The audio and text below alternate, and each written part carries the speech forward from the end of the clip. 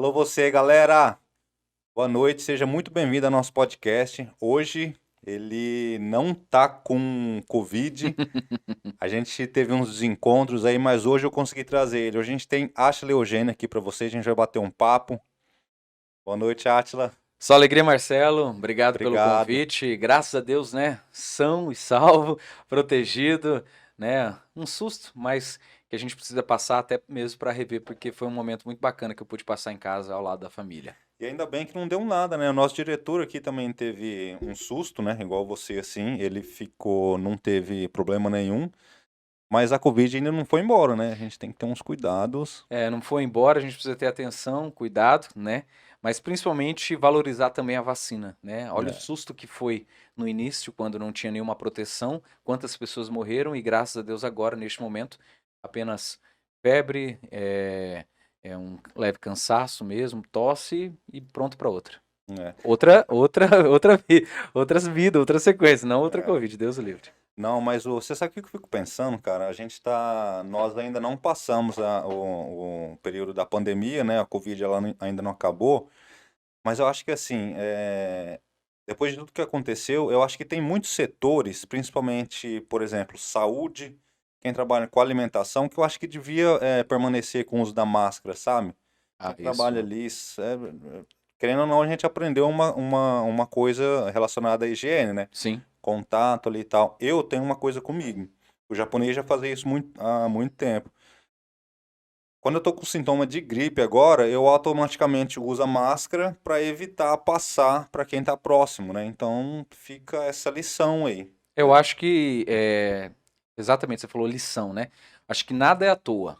Eu acredito muito nisso. Então, a máscara vem realmente para fortalecer e proteger a nossa segurança.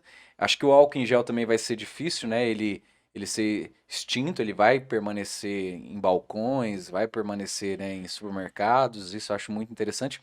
E a máscara, sim, ser valorizada nos ambientes de saúde e até mesmo de alimentação para quem está trabalhando ali, os demais colaboradores. É, importante. A gente tava falando aqui, antes de começar a entrevista, o Átila, eu tava contando para ele que quando eu comecei a pesquisar algumas coisas sobre ele para trazer ele para cá, eu achei um vídeo dele tocando no YouTube, tocando violão.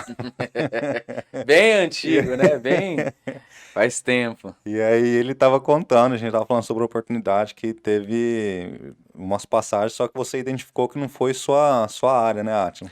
Eu acho assim, eu sou muito musical. Eu acordo, eu tenho que ligar o celular, eu tenho que botar uma música para fazer um café ali, para preparar o café da minha família. Se eu vou tomar um banho, eu gosto também de ouvir uma música. Eu no trabalho quando tá em um momento mais tranquilo, ou então um trabalho de que seja mais prático ali, de repetição, preencher uma planilha, alguma coisa que for, eu gosto também de ouvir uma música. E eu tinha o hábito de dormir ouvindo música. Mas aí a esposa falou assim: não, na cama aqui não, porque vai atrapalhar, não dá certo. Também não vou dormir de fone, né? Já é um exagero, então eu sou muito musical.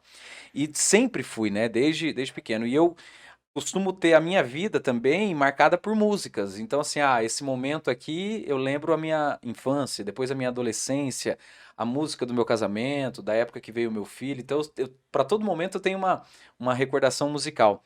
E paralelamente isso, foi, eu acho que também um pouco que o violão me proporcionou. Meu pai, né, me orientou a fazer aula de violão, eu comecei a fazer, desenvolvi o dom.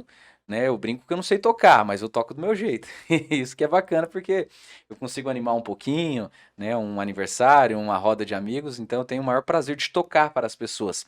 Eu só não ainda trabalhei esse lado comercial, não tenho interesse, né, porque não é profissão, mas sei lá, vai que um dia eu preciso tocar aí na noite, fazer um extra, vamos lá, vamos animar, vamos se entregar à música, porque a música de fato ela mexe com as pessoas, né? Ela traz emoções, ela traz sensações, então isso é muito bacana. Quando eu, inclusive, sei a música que a pessoa gosta de fazer uma homenagem, isso pra mim é uma retribuição muito grande quando eu consigo alegrar uma pessoa. Você gosta mais de sertanejo? Fui criado MPB? num berço sertanejo, né? Não só aqui por Mato Grosso do Sul, mas a família do meu pai é de Minas, mas criado em Goiás, então desde sempre escutei música sertaneja de raiz. E eu confesso pra você que eu não sei tocar as músicas novas. Não me prendo tocar as músicas novas do sertanejo universitário, porque eu prefiro as clássicas mesmo. o sertanejo 90, né? As mais antigas, porque eu acho que essa ninguém esquece. E às vezes uma música nova que você aprende, rapidamente alguém já se perdeu e já vai. Hoje, né, o mercado está muito volátil, muito comercial, então a pessoa lança a música, daqui 2, 3 anos ninguém lembra mais. Agora os clássicos não, né? Se tocar Evidência, todo mundo vai saber cantar. E é antiga essa, né? Com certeza. Não, tem umas. É engraçado como que não é efêmero, né? Não é duradouro essa questão das músicas. Porque você pega hoje o artista, se você olha 3 anos para trás, por exemplo, assim, aquilo que bombou, que todo mundo cantava, hoje não é do mesmo jeito mais. É muito rápido, né, cara? É Parece que uma. não fica na memória do mesmo jeito. É porque é a questão e a necessidade do lançamento. Você precisa estar em evidência, né? Então, quanto mais você lançar novidade, quanto mais você se Inovar. promover, né? Então você acaba tendo, né, essa garantia de que você vai estar no topo. Claro que não é segurança para isso. Então, por isso que vem uma carga muito grande de músicas, né? E elas não são mais trabalhadas como antigamente. Você tinha um CD que você trabalhava o ano inteiro, aquele CD. Às vezes ficava 2, 3 anos no mesmo CD, né? Hoje não. Você lança o EP, daqui a pouquinho você já lança outro EP e outras 3, 6 músicas e por aí vai.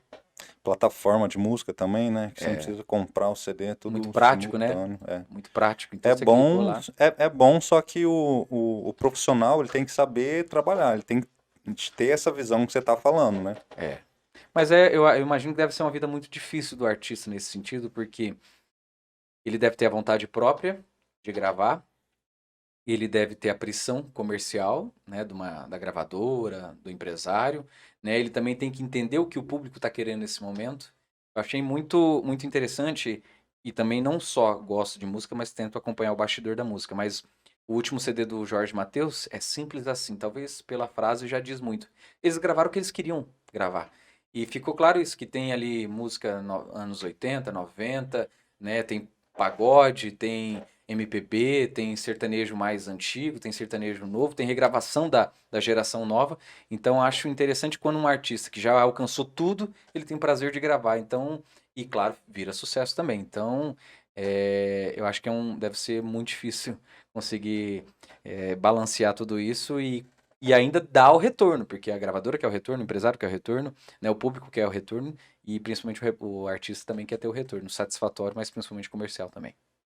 O sertanejo ele tá forte nacionalmente, né, cara? A gente tava falando um pouco de música antiga, a questão do final da década de 90, início de 2000, você lembra dos grupos de pagode, como que era forte? Sim, Hoje em sim. dia todo mundo quer ser sertanejo. Antigamente a galera puxava muito pro lado de pagode também e não tem mais, né, cara? Todo mundo O queria ter um sertanejo, grupinho, né? sim, o sertanejo dominou e é só dupla agora, né? É.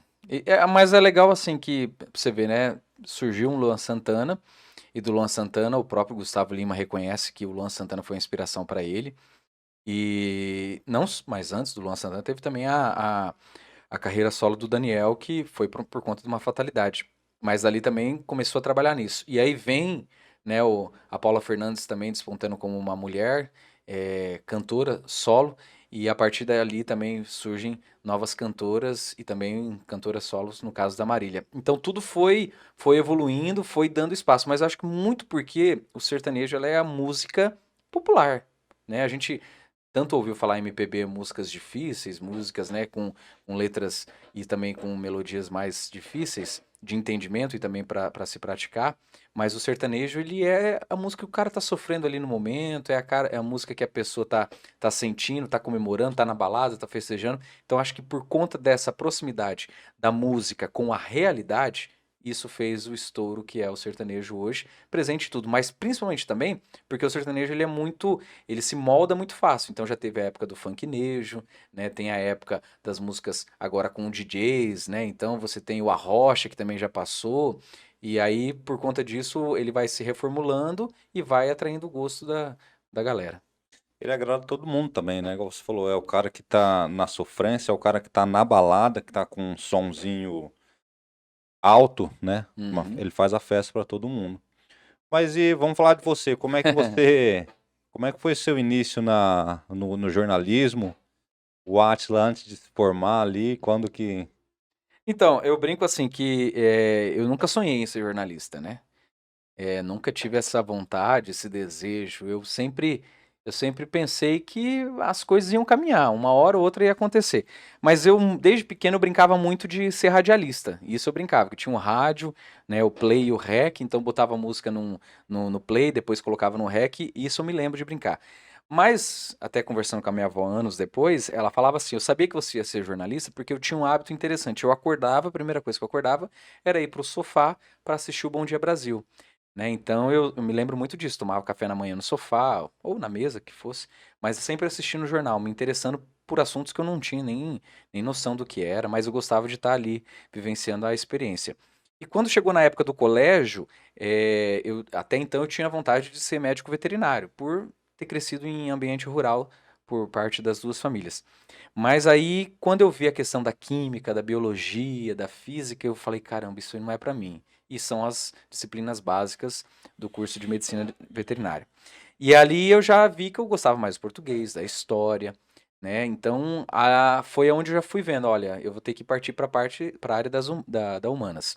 Chegou no terceiro ano, minha mãe falou assim, ó, aí eu tava nessa dúvida. Ah, será que eu faço jornalismo, publicidade, alguma coisa nesse sentido? A gente tinha pensado até história, turismo e tal. Minha mãe falou assim, ó, faz o jornalismo que você vai conhecer o mundo. Ela falou isso pra mim. E eu tava muito em dúvida entre em publicidade e jornalismo. E quando eu cheguei no balcão para fazer a matrícula, qual era a primeira escolha, eu lembrei da minha mãe. Falei, cara, vou na intuição da minha mãe. E marquei o X no jornalismo e depois em publicidade. Só lembrando agora que isso foi no final do ano. No meio do ano eu já tinha passado no vestibular para psicologia, mas ainda tinha que acabar o colégio, tinha que fazer aquela questão de aceleração, não compensava, minha família me orientou a não fazer. E nisso eu passei, então, no final do ano para jornalismo, já estava mais consciente. Passei e comecei a fazer. E desde então conheci o mundo mesmo. Conheci a Bolívia, o Paraguai, conheci, brincando aí, mas. E fui me envolvendo. Então, já na faculdade, no primeiro ano eu fiz estágio na TV UCDB, me formei na Universidade Católica. Um ano depois veio o convite para eu fazer estágio, né, na empresa que eu trabalho hoje, que é a TV Morena. E fiz o estágio, passei ali pelo site, entrei pelo site, mas pouco tempo depois já identificaram em mim, né, a vontade de trabalhar com esporte e ainda no estágio já apresentava o Globo Esporte como estagiário, né, apresentava aos finais de semana na folga da apresentadora titular e me formei e tô aí então, já me formei em 2008, já tenho uma caminhada longa aí já e são 16 anos trabalhando na minha empresa. E mas nesse período de 16 anos não foi apenas em Campo Grande. Me formei, fui para Corumbá, trabalhei em Corumbá por 2 anos, voltei para Campo Grande em 2014, no ano da Copa do Mundo, trabalhei em Cuiabá, fui para lá para Cuiabá, fiquei um ano em Cuiabá, voltei em 2015 para cá e desde então estou em Campo Grande, né, tendo as experiências não só com a equipe de esporte, mas também como fui apresentador do Bom Dia MS e outras experiências internas, produção, reportagem, enfim, passei por todos os processos dentro do jornalismo da empresa. Antes do Globo Esporte, você fez reportagens também. Eu comecei, todo o profissional que começa, ele dificilmente vai começar já, Você começa de né? baixo, né? Vai crescendo. Exatamente.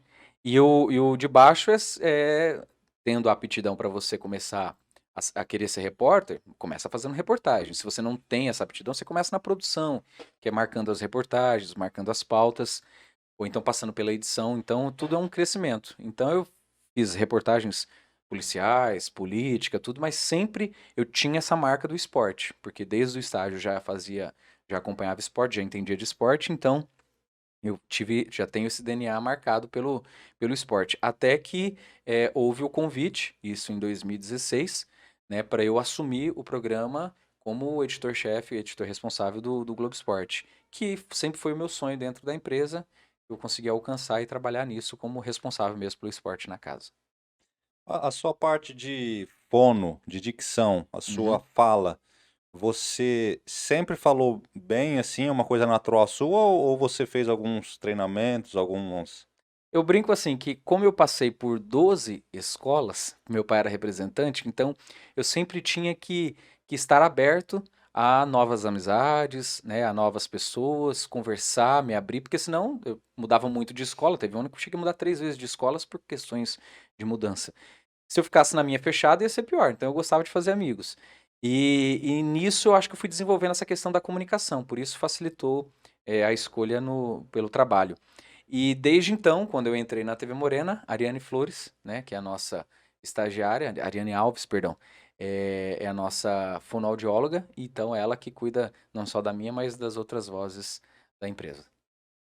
Leitura ajuda, o conhecimento e a leitura ajuda muito também, né? Você tem esse hábito? Você gosta de ler? Ah, sim, eu acho que é um prazer, né, você poder viajar na história de um livro, de um conto. Eu confesso que hoje eu sou muito mais ligado a estar antenado com o que está acontecendo, né? Então, eu tenho minha rotina com os livros, mas muito mais focado hoje no factual ali. Eu sou viciado em acessar Globo.com, site do UOL, sabe? Eu sou o tempo todo assim, passa um pouquinho, é onde eu volto para ver. Se atualizou a capa do site, se atualizou alguma notícia, principalmente do esporte, né? Então eu fico o tempo todo olhando sites para querer saber. Então, me chamou atenção, eu vou lá, leio a notícia, né? Me pego principalmente tendo acesso a essas notícias para saber o que está acontecendo no mundo, na nossa cidade, né? Também e para querer entender o que tá rolando por aí. Certo. Átila, a gente tá em ano de Copa. Como é que Uhum. tá o seu ânimo? Como é que tá o seu ímpeto? Você tá animado com a provável escalação? A escalação oficial sai em outubro, né? A convocação, né? Convocação, é. Sai ali já, não lembro agora se final de outubro ou início de novembro, porque a Copa já começa em meados de novembro, mas é bem nessa época mesmo. Agora, eu acho assim que a gente tem. Eu acho muito interessante o futebol, porque o futebol ele consegue ser muito dinâmico. Hoje aqui nós temos, né, várias camisas aqui. É legal você ver um time que está num momento delicado, passa um tempinho, ele já é o favorito, ele já muda, já ganha um outro status, um outro patamar. Então eu achei isso muito interessante do futebol. Quando você está bem um dia, outro dia você perdeu, você tá, não serve mais para nada às vezes em situações assim com um atleta e tal. E eu acompanho assim a seleção no trabalho nosso diário, mas se você pegar a seleção de repente até antes do início de 2022, era o mais do mesmo, era todo mundo desconfiado com o Tite, né? Pô, é retranqueiro, não tá conseguindo fazer a seleção render, né? Começar a jogar tal. E nisso vem a virada de ano, o Tite passa a convocar alguns jogadores, né? Que até então não tinham um espaço, que novidades pro torcedor brasileiro, no caso Rafinha mesmo, que hoje está no Barcelona. Então ele acaba trazendo alguns outros jogadores. O próprio Vinícius Júnior desponta no Real Madrid, é uma nova opção pela ponta. E aí ele dá essa oxigenada na seleção e parece que agora a seleção já é favorita para os brasileiros, né? Então, de um time que era desacreditado, agora com algumas novas peças, passa a se tornar favorito. Como também todo mundo estava cobrando o Hulk na seleção, o Hulk já está em baixa, já todo mundo começa a pensar, será que o Hulk merece mesmo ir para a Copa? Não. Então acaba tendo essas mudanças e acaba mudando. Eu vejo assim que o Brasil é time para, com certeza, passar fácil da primeira fase, até por conta do grupo, mas é fácil, é possível sim passar por umas oitavas de final. Ele vai chegar na reta final. Agora, eu acho que, por outro lado, as seleções também já não são tão bobas, né? Nós perdemos para a Bélgica na última Copa do Mundo. Então, não tem nenhum bobo ali. Só que também, por outro lado, eu confio na leveza que o Tite vai para essa Copa. Porque, pelo menos do ciclo que eu acompanhei, não vi nenhum treinador acompanhar 2 ciclos da Copa, né? Eu acompanhei o começo lá com beleza, o Parreira em 94, depois Zagallo em 98, Filipão 2002, aí vem Dunga, né? Então, assim, são treinadores que não tiveram sequência por 2 anos. Então, o Tite chega talvez com uma leveza maior, um conhecimento maior, e isso pode dar tranquilidade para ele saber, ó, eu sei que isso aqui não vai dar certo, eu sei que isso aqui vai dar certo.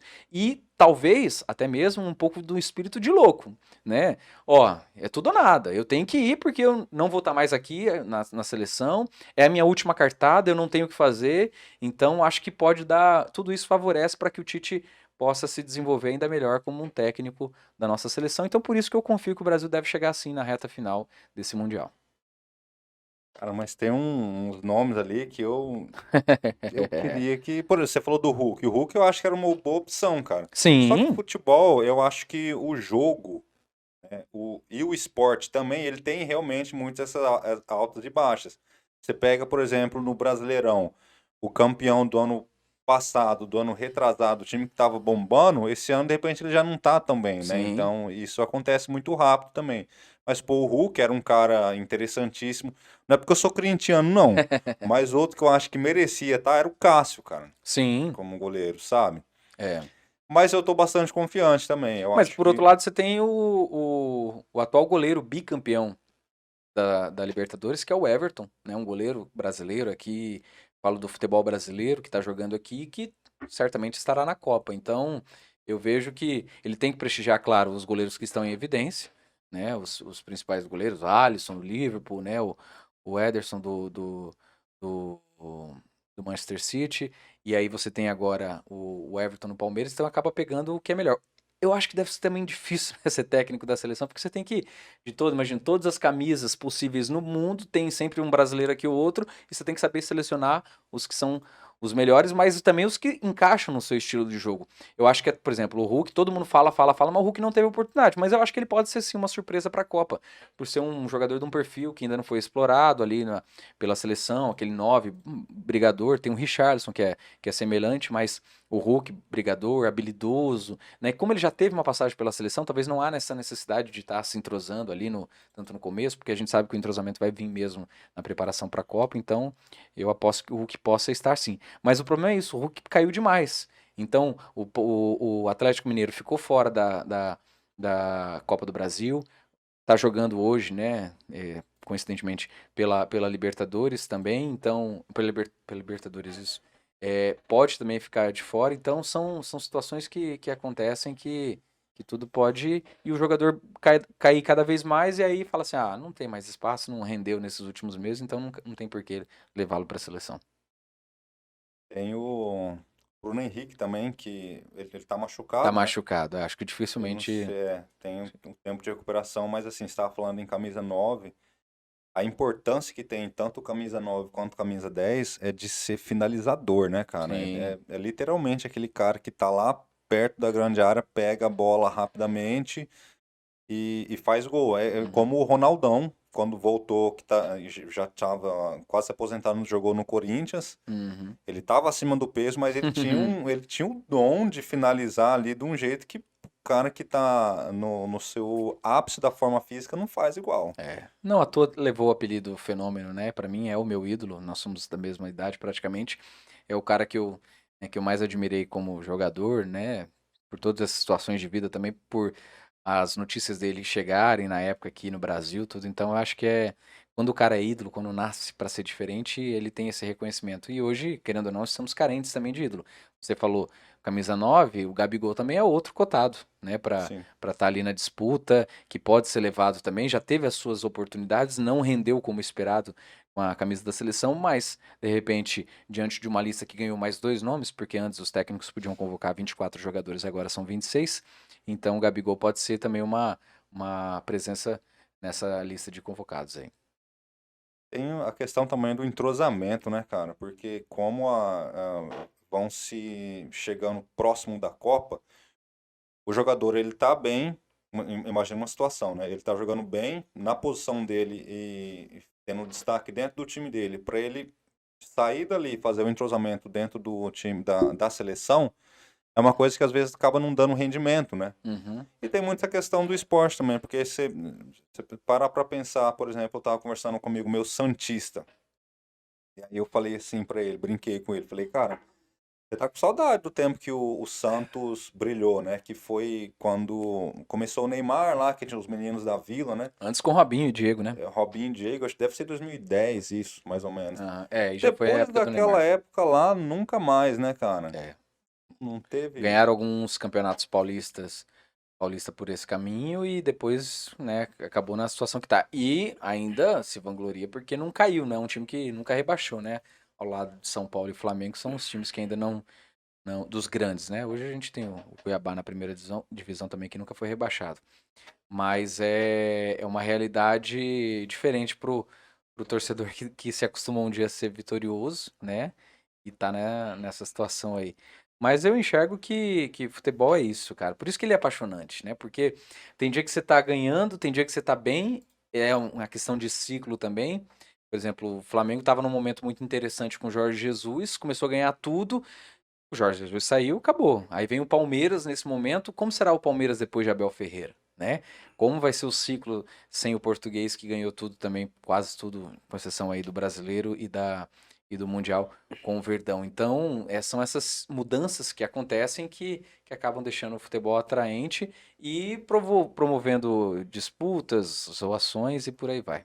O Marcelo, você me autoriza a fazer uma pergunta para esse grande craque da reportagem Vamos esportiva? lá, manda bala. Átila, a gente já se conhece há algum tempo, mas a minha pergunta é direta. Eu queria saber qual é o jogador, Aham. personalidade que você já entrevistou, qual é o maior e qual você ainda não entrevistou e tem um anseio assim de entrevistar essa pessoa. Essa é uma pergunta aqui do Fair Play. Opa, obrigado, viu? Felipe, grande amigo, parceiro, né? E também sou um torcedor do canal Fair Play, como agora do Forboost. Cara, eu até acabei entregando aqui que sou ídolo, sou fã do Ronaldo, né? Tenho uma vontade ainda de poder conhecê-lo, mas eu confesso pra você que eu gostaria muito de dar um abraço no Pelé, porque o Pelé foi. Ele é tão ovacionado e a maioria talvez do brasileiro não tenha visto o rei jogar, né? Essa, pelo menos a minha geração. Então eu confesso que eu queria muito poder ter um encontro com o Pelé um dia para poder reverenciá-lo.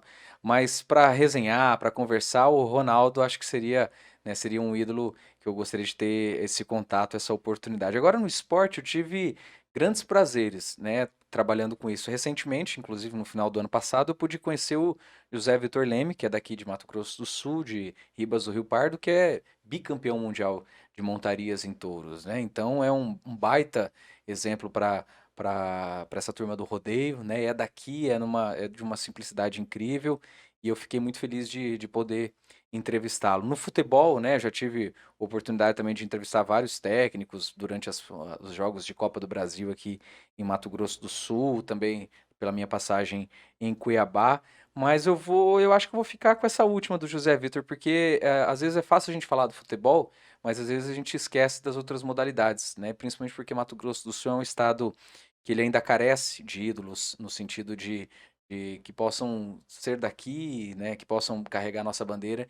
E no circuito da montaria, eles valorizam muito a cidade onde a pessoa vem, não só o país, mas a cidade. E o José Vitor Lemos sempre aparece lá, Ribas do Rio Pardo, PRA Brasil, né? Então eu fiquei muito feliz de poder contar com ele e também ter a nossa conversa sendo exibida aí para todo o Brasil através do programa Esporte Espetacular.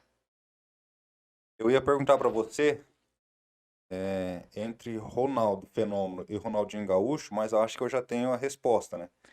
Mas pelos Eu, números também, né? sim. Eu acho que o Ronaldo ele teve um momento maior de crescimento, né? De trabalho, mais títulos, principalmente de melhor jogador do mundo. O Ronaldo ele foi de fato, foi uma bruxaria que ele fez com o futebol. Ele apareceu, surgiu como um mago mesmo, né? Fazendo ali os seus encantos e rapidamente se foi, né? Para o nosso azar. Claro que depois ele ainda teve a passagem pelo Atlético Mineiro, conseguiu conquistar a Libertadores da América, mas a gente esperava mais, né? O Ronaldinho, ele acabou entendendo que ele chegou no ápice dele e para ele estava satisfatório, estava bacana e ali a partir de então ele quis curtir mesmo a vida como jogador de futebol, mas também um pouco o badalado artista que é. E já o Ronaldo ele já conseguiu, né, buscar outros outros momentos da carreira dele, sempre, né, querendo ser campeão e conseguiu, inclusive, com o Corinthians no final da sua carreira ali. Mas eu acho que o Ronaldo teve mais tempo e o Ronaldinho foi mais curto. Então, por isso que eu acho que o Ronaldo ele acaba tendo esse reconhecimento maior por parte do torcedor. Você falou uma coisa agora que me fez pensar, me fez lembrar, na verdade, do seguinte, cara. Você acompanha a luta, UFC? Na medida do possível, através Já, do já trabalho. ouviu falar do Conor McGregor? Sim, a referência da Né, modalidade, referência né? da modalidade. Eu não sou fã muito pela personalidade dele, Pela né? pessoa, né? Pela Sim, pessoa, sim. né? Pelo que ele causou. Mas você tava falando o Ronaldinho Gaúcho, do Bruxo, né? Eu acho que na vida, cara, você tem que estar sempre buscando se melhorar, né, Uhum. em amplos sentidos. Você tem que ter um ideal, você tem que ter um propósito. E pro esporte, cara, chega um ponto que o cara parece que quando ele já atingiu todas as escalas, sabe, parece que não tem mais por que continuar. Que foi mais ou menos o que aconteceu com o Conor, né? Acho que foi em 2018 que ele foi o atleta mais bem pago da categoria. Da categoria não. Naquele ano, 2018, ele foi o atleta mais bem pago mundial. Mais do que Cristiano Ronaldo, mais do que todo mundo. Ele lançou um produto dele e tal. Uhum. E aí, se você entrar na mente da pessoa nessa situação, parece que o cara vai olhar pro lado e vai falar, cara, eu não vou dar, eu não tenho porquê dar Continuar. o meu máximo, né, para conquistar mais nada. E pode ser numa dessa que acaba fazendo umas bobeiras, né? Então vamos Sim. voltar mais para trás lá, sei lá, vamos falar de Mike Tyson, né? Os problemas que ele teve assim. Você acha que tem alguma relação disso que eu tô falando, assim? Eu penso assim, o esporte, até por trabalhar e entender um pouquinho a vida do atleta, ele não é fácil, né? O esporte, ele requer você integralmente. Ele requer você preparado para o próximo desafio, para o próximo evento, para o próximo campeonato, para o próximo jogo. Então a intensidade é muito grande. Hoje a gente está aqui, beleza, você está fazendo aqui essa entrevista, tal, de repente vai ter outra, não querendo medir as diferenças, mas o atleta, ele acaba um jogo, ele precisa já pensar na alimentação dele, no condicionamento dele, ele não pode escorregar, ele não pode fazer, ele tem a vida dele pública também, que hoje em dia pesa bastante, então ele tá sempre beirando 100, aí ele cai para 99, cai para 90, aí ele recupera, sei lá, acabou uma Copa do Mundo, vamos colocar uma Olimpíada, o ciclo olímpico, o cara acabou, ele não conseguiu, ele dá uma baixada, aí ele volta o foco para tentar chegar em 100% de preparação, de concentração para o próximo jogo olímpico. Então, quando ele alcança o topo, isso eu falo por conversar com os atletas, quando ele alcança o topo, é natural que ele olha para trás e ele fala assim, cara, consegui, né? Alcancei, beleza. E se ele não está muito bem preparado, né, para que ele continue vencendo, se é que ele quer isso, né? Ele, ele obviamente ele vai relaxar. E nisso ele relaxa a concentração. Ah, hoje eu não vou treinar não, amanhã eu vou, sabe? Ele relaxa a alimentação para só hoje um churrasco, pô, uma jantinha ali, uma feijoada, tal. Então, ele vai se permitindo coisas que ele não consegue de repente dentro de um ciclo. Um exemplo, grande amigo nosso, Fernando Rufino, né? Para-atleta da canoagem, orgulho de Mato Grosso do Sul, campeão paralímpico e agora, recentemente, prata no Campeonato Mundial no Canadá. Ele mesmo, ele alcançou o topo dele, era para ele ter chegado antes, em uma Paralimpíada, ele teve um problema no coração, precisou ser cortado. Aí ele mesmo assim, claro, você desanima, começa o ciclo novamente, vai, chega na Paralimpíada, né? Ele vai e conquista a medalha. Ele tinha duas oportunidades, não conquistou em uma, mas na outra ele prometeu, ele falou pra mim, né, por sermos amigos, falou, ó, eu vou trazer um acha, pode ficar tranquilo que eu vou trazer. E foi lá e garantiu o ouro. E beleza, aí você fala assim, pô, e agora beleza. Não, aí o Rufino acaba o ciclo, ele já fala, Átila, esse agora o próximo é o meu último. Então eu já não tenho mais tantas forças e eu também sei da minha realidade. Tanto é que o próximo vai ser o último dele, provavelmente. E você já vê que o corpo vai dando sinal. Nós nos falamos no último sábado, perdão, na última sexta-feira, e no sábado ele tinha a final do Mundial. E foi aonde ele me confidenciou que ele estava gripado, e aí o corpo, né, ele falou, Átila, eu tô ficando velho, já não consigo, tô aqui gripado. E ele teve uma lesão na costela. E aí você fala assim, pô, e é o cara o tempo todo fazendo. E depois que ele ganhou a medalha, ele veio pra cá, ele se relaxou, isso que ele não é um cara de ter que fazer consumo de bebida alcoólica, mas gosta de um churrasco, né? Então foi se permitindo alguns fazer. Então ele tá nesse momento se recuperando. Aí ele chega numa decisão dessa, já lesionado, gripado também. Então é uma cobrança muito grande. E ele falou, Átila, eu vou tentar. E aí eu pensando assim, cara, capaz, pô, o Fino é campeão. Quando eu acompanho a prova, por 33 décimos, ele perde a medalha de ouro. Então, assim, você vê que alguma coisa prejudicou ali. E foi o que ele me falou depois da prova. Durante a prova, ele chegou a sentir a lesão dele na costela, mesmo que ter que dar uma diminuída para parar. 33 décimos. Às vezes é o tempo de uma piscada, que foi o tempo que ele soltou ali o remo. Dá uma respirada, já foi onde o ouro foi comprometido. Então, é uma vida muito constante. Você tem que estar ali, tem que estar ali. E aí, quando o cara chega no ápice, ele fala, ou eu vou por mais, que é uma expressão muito até usada no futebol, né? Vamos por mais.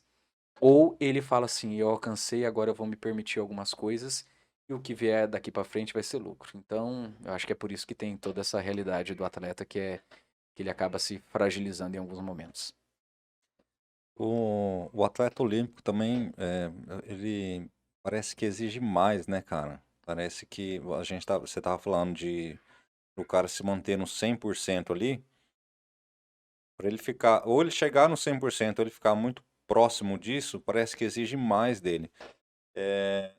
O Michael Phelps, por exemplo, foi um dos caras que mais ganhou medalha em Uhum. Olimpíadas, começou muito cedo e tal, e a vida do atleta, hoje em dia, por exemplo, no futebol, o cara ainda tá jogando um pouco mais, né? 36, 38 ainda vai. Há pouco tempo atrás, uns 10, 15 anos atrás, o cara quando tinha 32 já era velho Eu já. já tava. Né? O cara ia pra seleção, a gente falava assim, mas o que que esse velho tá fazendo aí? Já não tá.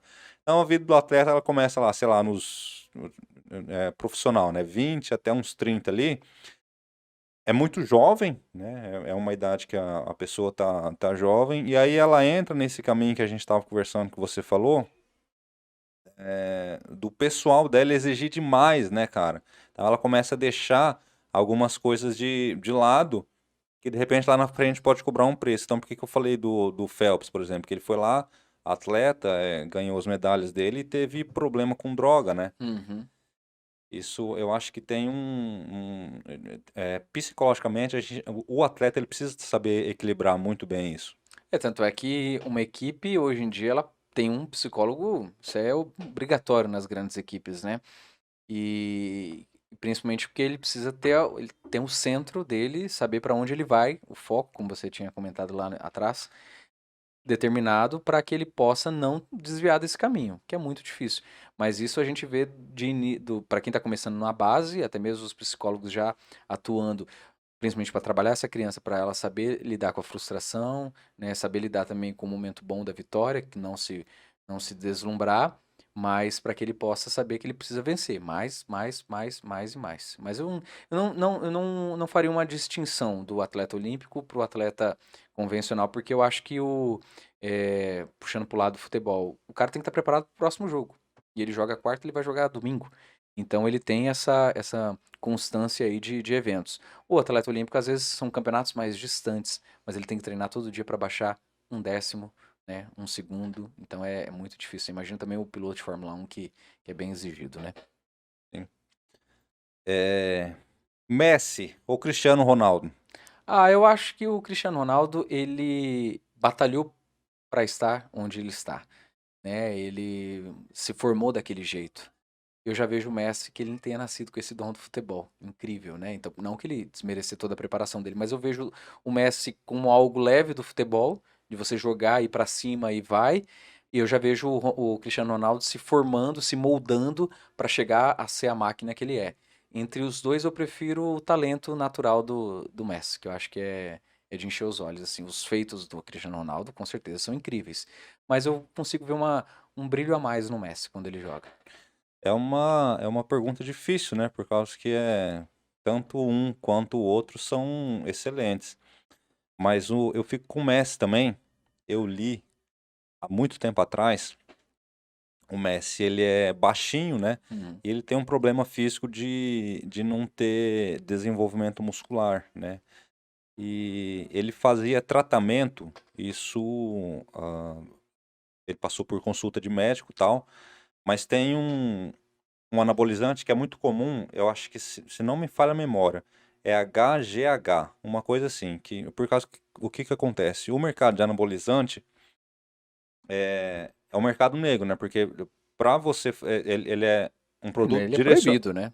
proibido, né? Ele Proibido. é direcionado para pessoa que tem problema físico. Então, a pessoa passa por um exame, né? Por um médico que tem um laudo que disponibiliza aquilo para a melhoria da performance física dele. A maioria das pessoas que fazem uso disso não vai por esse caminho, né? Compra no mercado negro, usa de forma errônea. Eu tava falando que há muito tempo atrás eu li que o Messi, ele fazia uso desse medicamento, mas assim, foi direcionado por médico, né? E quando ele era criancinha, cara, ele já fazia uso disso, ele ia dormir na casa dos amigos dele, ele levava aquele medicamento dentro de uma bolsinha, nos horários dele, precisar tomar, ele tomava aquilo certinho. Na verdade, quem tava contando isso era até um amigo dele, né? E aí, nisso, ele, não sei quantos anos que ele tinha, mas foi pouco antes dele começar A a despontar. despontar no Barcelona. Uhum. Então foi uma coisa que eu tenho lembrança, assim, eu falo, cara, era uma criança e já tinha essa... Talvez não sei se seja, como você citou, a questão de anabolizante, mas poder, de repente um hormônio de crescimento, alguma coisa, nutrientes, né, proteína, alguma coisa ali que pudesse ajudar no crescimento dele. Mas você vê tão novo, focado, né? Sim, E como, claro, ele começou eh, na base do Barcelona ali e teve todo esse aparato, né? Todo esse apoio. Então isso faz a diferença quando a gente vê um jovem disputando no futebol, porque ele não começou à toa. São raros os exemplos de quem não começa sem base, né? Então a gente está vendo aí que é o caminho para se formar um novo ídolo. certo. Cara, tem uma pergunta que eu queria te fazer assim, ó. A gente estava conversando aqui um pouco antes.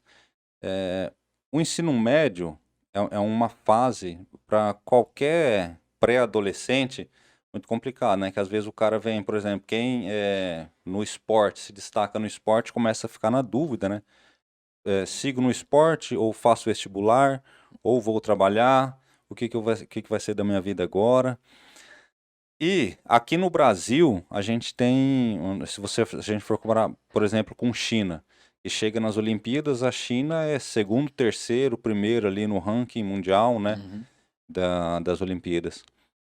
Só que lá tem uma cultura muito diferente, né? O governo ele investe de um jeito muito diferente, já desde do ensino médio, já vai a criança já vai sendo vista, já vai se desenvolvendo Uhum. dentro das suas possibilidades, né, do seu esporte. E aqui no Brasil a gente está muito longe disso, mas seria uma coisa muito interessante, né? Já perceber a pessoa e já começar de alguma maneira incentivar, ajudar, seja financeiramente, com apoio. Como que você vê essa questão assim? Que eu acho que por nós não termos essa cultura, pode ser que fica-se muito atleta, muito pessoas que não se desenvolveram, né? Por alguma coisa desse tipo. Toda vez que me perguntam de esporte, né, eu costumo a elencar que o esporte hoje ele não é apenas o talento, né? Então eu classifico ele com três pilares.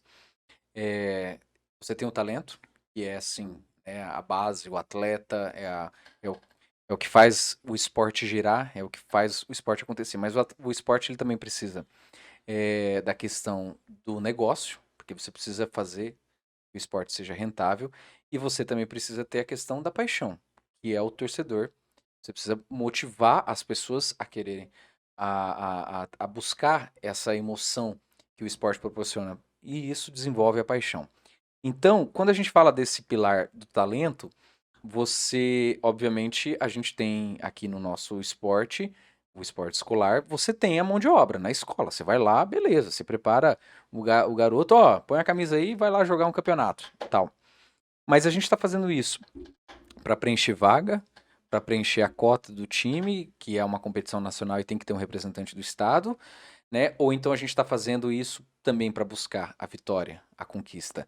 Então, a partir do momento que a mentalidade hoje às vezes é muito para preencher a vaga ou simplesmente para representar um estado, uma cidade, isso mostra a nossa fraqueza como preparadores de talentos, descobridores de talentos, né? Então, eu acho que a partir do momento que a gente passar a enxergar esse talento logo cedo, né, e isso precisa de uma política pública que abrace essa ideia de que quanto mais seleções a gente tiver com os melhores, onde você vai motivá-los, né, a ter essa disputa, tudo bem que são crianças ainda, mas precisa ter essa motivação, mas não só a motivação de querer estar entre os convocados, mas principalmente de querer ter um treinamento específico, isso com certeza vai agregar de alguma maneira. Esse ano a gente teve aqui no Mato Grosso do Sul a disputa dos Jogos Escolares de Mato Grosso do Sul. Beleza, foi selecionaram-se os campeões, e aí a partir dali teve a Copa dos Campeões, com os vitoriosos, né, fazendo um torneio final ali para definir quais seriam os melhores atletas. E é a partir daquele momento que você não premia só o time campeão, mas que você premia de repente o outro jogador que foi bom numa outra equipe, então o técnico campeão teve a oportunidade de escolher quais jogadores ele queria. Obviamente ele vai levar alguns do time dele, mas ele tinha que escolher outros jogadores. E dali você treina, eles passaram uma semana treinando, com palestras e treinamento específico também. Já é uma caminhada para que a gente possa trabalhar melhor esses talentos, que são escolares, né? E você passa a dar uma oportunidade de trabalhar, de treinar, de receber uma palestra, né? De ouvir, de ter o alojamento ali, um trabalho diferenciado num hotel, tal. Então acho que é o começo, mas isso precisa ser constante, não pode ser apenas numa gestão governamental, não pode ser apenas num momento ali passageiro que alguém teve essa ideia. Não, isso precisa ser constante, precisa ter uma seleção fixa, precisa ter um técnico fixo que seja renovado, sei lá há quantos anos, mas que você precisa ter esse trabalho começando cedo. E isso, querendo ou não, precisa ser identificado na escola, através dos professores, mas tendo esses campeonatos, essas competições, para que os olheiros possam pegar aquele atleta, levá-lo para a seleção, trabalhar para que a gente possa ter sim um time compacto, unido, que vai já tem uma metodologia, você vai renovando os atletas e você vai passando não só a representar o estado, a representar a cidade, mas a brigar por título e posições melhores nos campeonatos.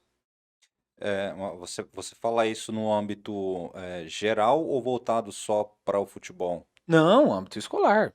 E tanto é que nem teve, né? Essa semana nem foi de futebol, foi basquete, handebol, vôlei e futsal. Então eu acho que tem que ser completo, porque o nosso país é o país do futebol, sim, mas o esporte hoje ele está tão dinâmico, tão atuante em todas as frentes, que hoje nós já fomos uma potência do vôlei, estamos nos renovando para isso, né? Já chegamos a conquistar medalha olímpica também de basquete. De repente não estamos mais no caminho dos campeões, mas existem atletas e praticantes, então a gente precisa fortalecer quanto mais melhor. Tanto é que eu acabei até de citar mesmo o rodeio, né? Então, quanto mais esforços, né, os nossos governantes fizerem para todas as modalidades, com certeza algum fruto nós vamos colher nisso. Tanto é que nós temos eu esqueci agora o nome, o primeiro nome dela, Gabriele, se eu não me engano, esqueci o nome dela, que é uma atleta daqui de Mato Grosso do Sul, ela treina no estado do Paraná, mas representa já o Brasil na seleção infantil de handball.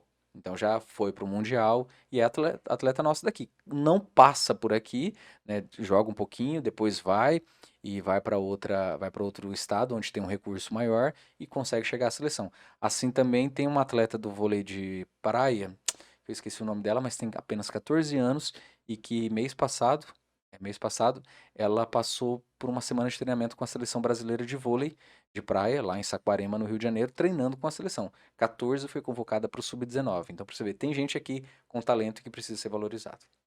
Luta também está se destacando bastante, cara, aqui no nosso estado. Jiu-jitsu, judoca, Ah, são sim, né? uns nomes famosos aí. Acho que o judô sempre foi muito tradicional, né? A gente teve a gente sempre teve uma representatividade muito interessante, tanto é que nós somos um dos estados que sempre estão ali no topo entre os 5 primeiros colocados de um país que tem 27 federações. Agora, o jiu-jitsu também cresceu demais. Nós temos hoje, né, o próprio Roberto Ciborgue, que mora nos Estados Unidos, que é uma lenda da modalidade, outros que vêm crescendo, buscando seu espaço também. Então, Mato Grosso do Sul tem talento.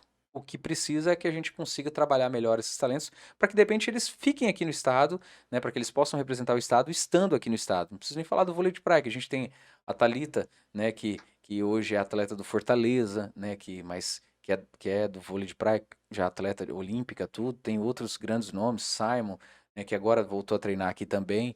Então, onde a gente olhar, a gente tem também um sul-mato-grossense aí batalhando pelo seu espaço. É, uma lutadora famosa, chama Karina Killer, Killer, do Paraná.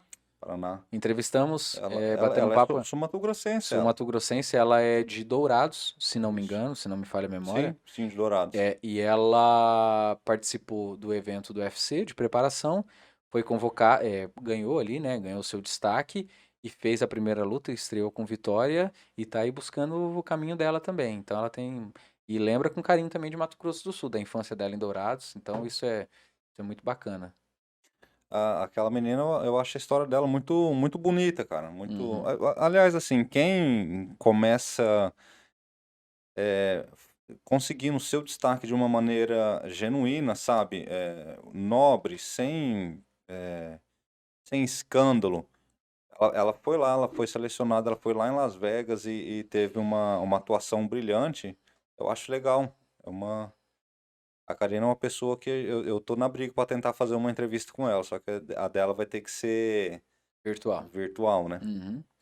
Mas Mas é ela foi muito super legal. acessível, pelo menos com a nossa equipe, então não tenho dúvida que você buscando aí é possível sim.